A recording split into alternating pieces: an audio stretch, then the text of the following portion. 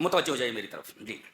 یہ سورہ بقرہ کی سب سے عظیم الشان آیا ہے اور شیطان کو سب سے زیادہ گھبراہٹ اسی آیت سے ہوتی. اسی آیت سے. کیوں؟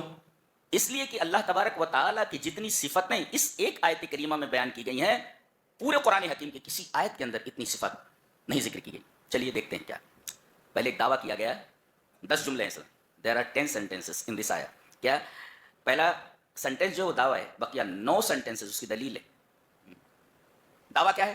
اللہ لا الہ الا ہو، اللہ کے علاوہ کوئی معبود نہیں. یہ ہوا نفی. اس بات کیا؟ اللہ ہی معبود ہے. گویا کہ اس جملے میں نفی اور اس بات دونوں ہے. نہیں سمجھ آیا؟ اللہ لا الہ الا ہو، اللہ کے علاوہ کوئی معبود نہیں، یعنی اللہ کے علاوہ ساری چیزوں کے معبود ہونے کی نفی کر دی گئی اور ساتھ ساتھ میں اس بات ہوا کہ اللہ ہی معبود ہے. جب اللہ کے علاوہ کوئی معبود نہیں ہے تو ہے کیسے ہوا؟ اللہ ہی معبود ہے. گویا کہ نفی اور اس بات دونوں ہے. ایس یا نو دو ہے. کیوں؟ وہی الوہیت کا مستحق کیوں ہے؟ وہی الہ بننے کو ڈیزرو کیوں کرتا ہے؟ مستحق کیوں ہے؟ اس کی سب سے پہلے دلیل دی گئی ایک لفظ میں، الحی. یہ سب سے بڑی چیز.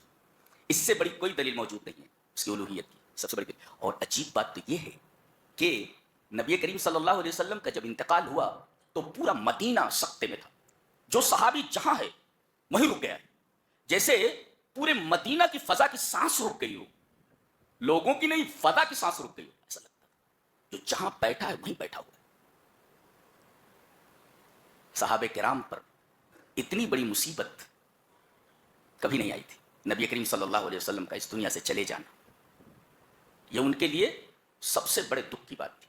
یہاں تک کہ حضرت عمر رضی اللہ تعالیٰ عنہ جیسا جلیل القدر صحابی اپنے ہوش و حواس کھو بیٹھا اور انہوں نے کہہ دیا کوئی اگر یہ کہے گا کہ نبی کریم صلی اللہ علیہ وسلم مر چکے ہیں تو گردن مار دوں گا. جبکہ حقیقت یہی تھی کہ نبی کریم صلی اللہ علیہ وسلم اس دنیا سے جا چکے. حضرت صدیق موجود نہیں تھے. وہ آئے اور آتے ہی نبی کریم صلی اللہ علیہ وسلم کی پیشانی پر بوسہ دیا اور اس کے بعد دیکھا کہ حضرت عمر کیا تقریر کرے. کہا کہ اجلس یا عمر بیٹھ جاؤ. فابا ان یجلس، انہوں نے کہا نہیں بیٹھتا. فابا ان یجلس، انہوں نے کہا نہیں بیٹھتا میں. اب دیکھا کہ یہ بیٹھ نہیں رہے 3 مرتبہ کہنے کے بعد بھی تو انہوں نے اپنی تقریر شروع کر دی. تقریر دیکھو لوگوں سے حضرت عمر کیا کہہ رہے ہیں کہ نبی کریم صلی اللہ علیہ وسلم کو موت نہیں آئی. حضرت صدیق نے تقریر یہیں سے شروع کی. ایھا الناس من کان منکم یعبد محمدا فإن محمدا قد مات. سنو اے لوگو، تم میں سے جو محمد کی عبادت کرتا تھا صلی اللہ علیہ وسلم، سمجھ لو کہ محمد صلی اللہ علیہ وسلم مر چکے ہیں. ہیز ڈائیڈ، مر چکے ہیں. ومن کان منکم یعبد اللہ فإن اللہ حی لا یموت. یہ حدیث کے الفاظ ہیں. اور جو تم میں سے اللہ کی عبادت کرتا تھا جان لے کہ اللہ حی ہے، زندہ ہے، لا یموت، اسے موت نہیں آتی. اللہ گویا کہ الوہیت کی سب سے بڑی دلیل زندہ ہونا ہے. اور خالی زندہ نہیں کہا گیا. جیسے انگریزی میں دی ہوتا ہے، دی جس کو ہم لوگ کتاب پڑھتے ہیں، تو یہ وہاں آتا ہے جہاں خصوصیت ظاہر کرنا، اور اے جہاں آتا ہے وہاں یہ بتانا مقصود ہوتا ہے کہ وہ چیز مخصوص نہیں ہے، متعین نہیں، کوئی بھی ہو سکتا ہے. I have seen a boy, میں نے ایک لڑکے کو دیکھا ہے. لڑکا کوئی بھی ہو سکتا ہے، لیکن میں کہوں I have seen the boy who was running on the road. دیکھیں دا بوائے کون؟ وہ مخصوص ہے جو روڈ کے اوپر دوڑ رہا تھا. یعنی اب تمام لڑکے مراد نہیں ہے، وہ ایک لڑکا مراد ہے. تو اب دیکھیں یہاں پر جیسے انگریزی میں دی ہوتا ہے ایسے ہی عربی میں الف لام ہوتا ہے. تو حی مانے زندہ، خالی حی نہیں، وہ الحی ہے. یہ الف لام داخل ہے. الف لام داخل ہونے کا مطلب یہ ہے کہ لم تسبق بعدم، لم یتقدمها العدم. اس کے پہلے نتھنگنس نہیں ہے. بھائی انسان کیا ہے؟ پہلے نتھنگ تھا نا. اللہ نے ارشاد فرمایا هل اتى على الانسان حين من الدهر لم يكن شيئا مذكورا. کچھ نہیں تھا، وہ عدم میں تھا، نتھنگنس، یعنی ان دا ڈارکنیس آف نتھنگنس، عدم کے اندھیروں میں تھا. اور اللہ تبارک تعالیٰ نے نتھنگ سے اسے سم تھنگ کیا. لیکن اللہ ایسا نہیں ہے کہ اس کے پہلے عدم ہو، نتھنگنس ہو. بالکل نہیں. الحی ہمیشہ سے زندہ ہے، ہمیشہ سے زندہ ہے، وہ الحی ہے. اچھا، اور اس نقطے کو حضرت صدیق اکبر نے جس طرح سمجھا ہے کمال ہے. اللہ تبارک و تعالیٰ نے صحابہ کرام کو اور بطور خاص حضرت صدیق اکبر کو کیا علم عطا فرمایا تھا. یہی دلیل دے رہے ہیں. تم یہ سمجھ رہے ہو کہ نبی کریم صلی اللہ علیہ وسلم موت سے ہمکنار نہیں ہوئے؟ جان لو تم میں سے جو محمد کی عبادت کرتا تھا، محمد صلی اللہ علیہ وسلم موت سے ہمکنار ہو چکے، اور تم میں سے جو اللہ کی عبادت کرتا تھا، جان لے فإن اللہ حی لا یموت. وہی دلیل دی گئی. اللہ لا الہ الا ہو، اللہ ہی معبود ہے. کیوں؟ الحی، اس لیے کہ زندہ ہے. رد ہو گیا. جو لوگ زندگی پا کر موت سے ہمکنار ہو جائیں، قبروں میں چلے جائیں، چھپ جائیں، وہ معبود نہیں ہو سکتے. جی، قبر پرستی کی رد یہاں موجود، قبر پرستی کا رد موجود ہے. الحی. اچھا، سوال یہ پیدا ہوا کہ یہ زندہ ہے، کبھی مر جائے گا؟ تو القیوم سے اس کا جواب دیا گیا، لا لا، یہ کبھی مرے گا نہیں. قائم، قیوم، قیوم مبالغے کا صیغہ ہے. یہ خود قائم ہے، کبھی اس کو موت نہیں آئے گی. لا یموت، گویا کہ القیوم کی تشریح اگر کی جائے تو قرآن حکیم کی زبان میں لا یموت ہے، اسے موت نہیں آئے گی. الحی، سوال پیدا ہوا یہ زندہ ہے، کبھی اسے موت آئے گی؟ جواب دیا گیا قیوم، یہ قائم ہے، لا یموت، اسے موت نہیں آتی. یہ تک گویا کہ القیوم کی تفسیر قرآن حکیم کی زبان میں لا یموت ہے، زندہ ہے، کیا اسے موت آئے گی؟ لا یموت، مرے گا نہیں، اسے موت نہیں آتی. اچھا، اس کے بعد دونوں کی دلیل دی گئی، الحی کی اور القیوم کی. دیکھو کیا بات کہی جا رہی، کیا کتاب ہے. لا تاخذہ سنۃ ولا نوم، نہ اسے اونگ آتی ہے اور نہ اسے نیند آتی. پہلے سنا لایا گیا، یہ غفلت کی ابتدا ہے، اور سو جانا یہ غفلت کی انتہا ہے. اللہ تبارک و تعالیٰ کا غفلت کی ابتدا اور انتہا دونوں سے پاک ہے. اسے اونگ بھی نہیں آتی جو غفلت کی ابتدا. پہلے آدمی اونگتا ہے پھر سو جاتا ہے.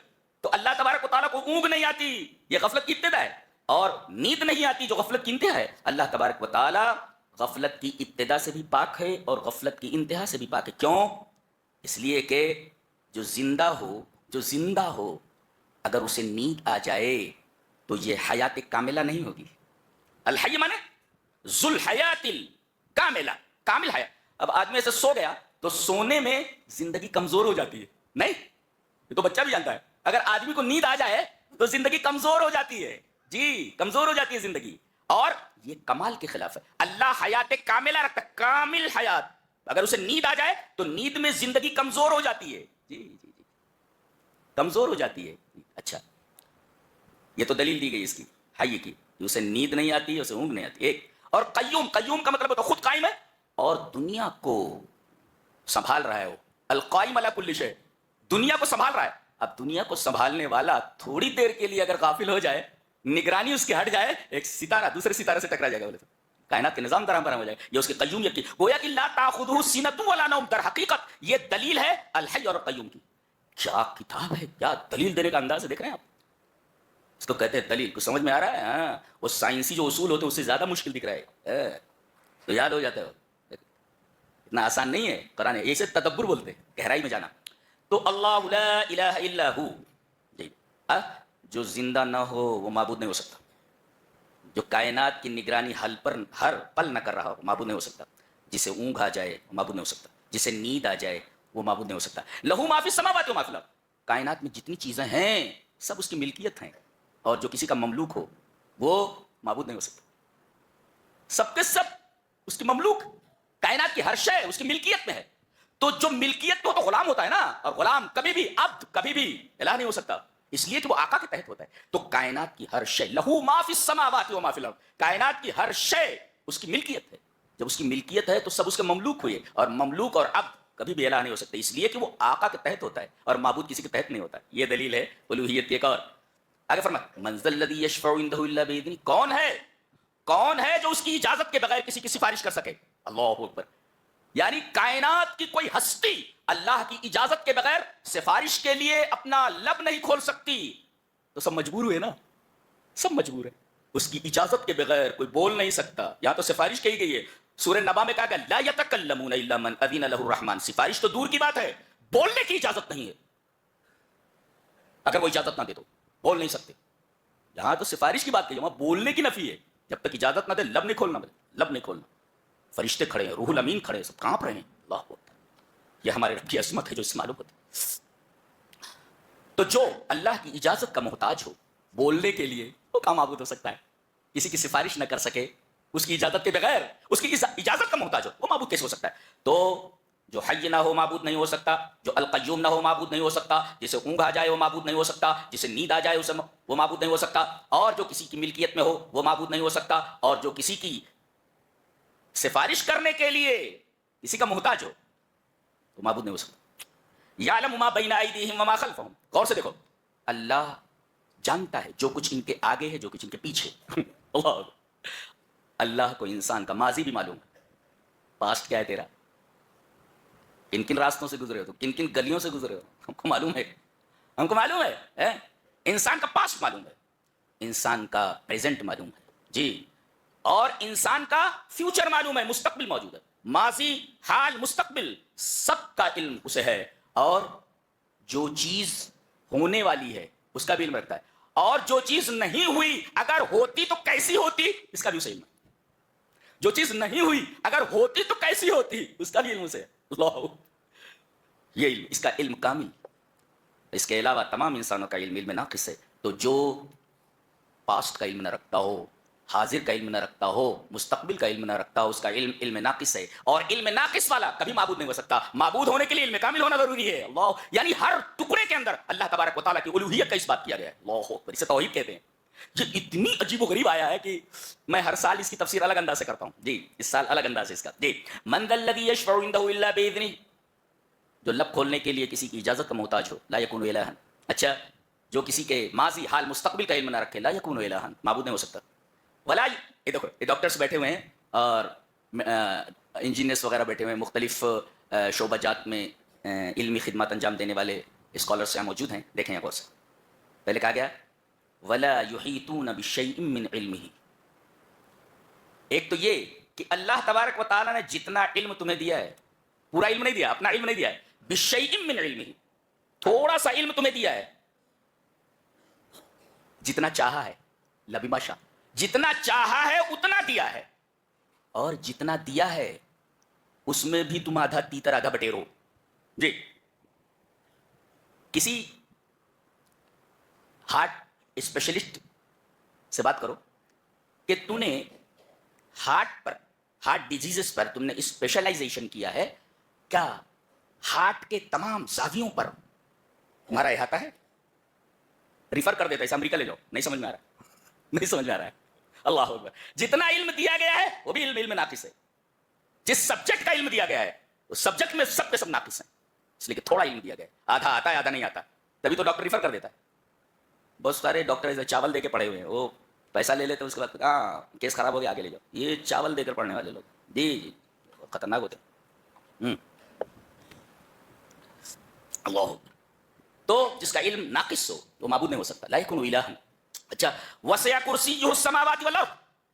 ابن عباس نے فرمایا کرسی کسے کہتے ہیں؟ بولے اللہ کے دونوں قدموں کے رکھنے کی جگہ کو کرسی کہتے ہیں. اب بتائیے، اور کرسی سے بڑی ایک مخلوق ہے، کرسی بھی مخلوق ہے، اور اس سے بڑی ایک اور مخلوق ہے، کیا؟ عرش. ابن عباس نے کہا کہ کرسی کے بارے میں تو معلوم ہے کہ وہ اللہ کے دونوں قدموں کے رکھنے کی جگہ ہے وہ، لیکن عرش کتنا بڑا ہے اسے اللہ کے علاوہ کوئی نہیں جانتا کہ وہ کتنا بڑا ہے. اللہ، عرش اتنا بڑا ہے جس پر وہ مستوی ہے. یہ بتاتا ہے جس کی کرسی پوری کائنات کو گھیرے ہوئے ہے، کائنات کے چپے چپے پر اس کا اقتدار ہے، اقتدار کامل، حکومت کاملہ. تو جس کا اقتدار کامل نہ ہو معبود نہیں ہو سکتا. بتائے کوئی کہ میرا اقتدار کائنات کے چپے چپے پر ہے؟ کوئی دعویٰ کر کے بتائے جی. اور اللہ یہ فرما رہا ہے اس کی کرسی آسمان و زمین کو وسیع ہے گھیرے ہوئے، اقتدار کامل. اور تمہارے پاس اقتدار ناقص ہے، تو اقتدار ناقص جس کے پاس ہو معبود نہیں ہو سکتا. لا یکون الہا ولا یؤودہ حفظہما. اور پوری کائنات کو سنبھالنا ہمارے اوپر گرا نہیں ہے. ایک گھر نہیں چلا سکتا آدمی، پوری کائنات کی حفاظت کر رہا ہے وہ. جو ایک گھر نہ چلا سکے پوری کائنات کی کیا حفاظت کرے گا؟ جو کائنات کی حفاظت نہ کر سکے معبود نہیں ہو سکتا. اور وہو العلی العظیم. العلو الارتفاع فوق کل شیء، ہر چیز سے اوپر ہے، ہر چیز سے اوپر ہے. جو ہر چیز سے اوپر نہ ہو وہ معبود نہیں ہو سکتا. اور العظیم، جو عظیم، عظیم کا مطلب کیا ہوتا ہے؟ علی کا مطلب ہوتا ہے بلند، بہت اوپر، یعنی اتنی اونچائی پر ہو کہ اس کے اوپر کوئی اونچائی ہی نہ ہو جی. الارتفاع فوق کل شیء جی. اور عظیم کا مطلب کیا ہوتا ہے؟ عظیم کا مطلب ہوتا ہے جیسے کسی آدمی کو دیکھا جائے تو دل توقیر اور احترام اور ہیبت سے بھر جائے، اس کو کہتے ہیں عظیم. عظیم کس کو کہتے ہیں؟ کسی آدمی کو عظیم کب کہیں گے؟ جب اس کو دیکھ کر کے آدمی کے دل میں ہیبت پیدا ہو جائے، اور آدمی کے دل میں احترام پیدا ہو جائے، آدمی کے دل میں اس کے تئیں توقیر پیدا ہو جائے، اس کو کہتے ہیں عظیم. اور نکتہ یہ ہے کہ الجملۃ طرفاہ معرفتان تفید الحصر. اگر مبتدا اور خبر دونوں معرفہ ہوں، ایک عربی کا قاعدہ ہے، تو خبر مبتدا میں حصر ہو جاتی ہے، محصور ہو جاتی ہے. کیا؟ وہو العلی العظیم، یعنی وہی علی علی ہے اور وہی عظیم ہے، اس کے علاوہ کوئی علی نہیں اور اس کے علاوہ کوئی عظیم نہیں. یہ دونوں کو مبتدا اور خبر کو معرفہ لانے کا مفاد ہے. یہ پتہ یہ چلا جو علی نہ ہو معبود نہیں ہو سکتا، جو عظیم نہ ہو وہ معبود نہیں ہو سکتا. ایک ایک ٹکڑے میں الوہیت کا اس بات ہے اور اللہ کے علاوہ سب کے الوہیت کی نفی ہے. دیکھ رہے ہیں آپ ایک آیت کریم، ہم تو سرسری طور پر گزرے ہیں اس سے، سرسری طور پر گزرے ہیں.